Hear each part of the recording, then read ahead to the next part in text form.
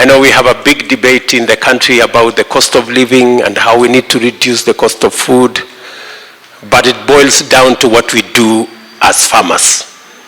So as a farmer also, I came down here to look at what I can do to make a contribution to food production in our country so that we can reduce the cost of living.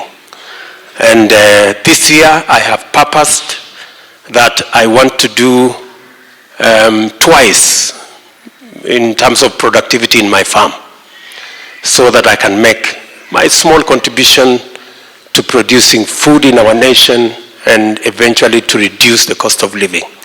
I was informed by the Kenya Seed Company that they have sold an extra 200,000 bags, I think, of seed, and they tell me that we will have an extra 200,000 roughly additional acres of land under production this year, and that gives me confidence that going forward we can actually reduce the number of people who are going hungry and the number of people who are staying without food, and also be able to reduce the cost of living. I ask all of us who are farmers to go out of their way, even as we pray for rains, that we also do what we must do to be able to produce. Because of the situation where we are, we have imported a lot of food.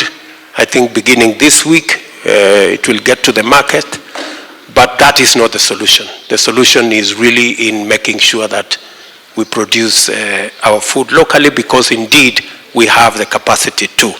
We have a serious crisis of drug abuse in our nation. Parents, starting with myself, we need to look out for our children and the children of Kenya. There is a very, very big crisis. We're trying to do what we can do.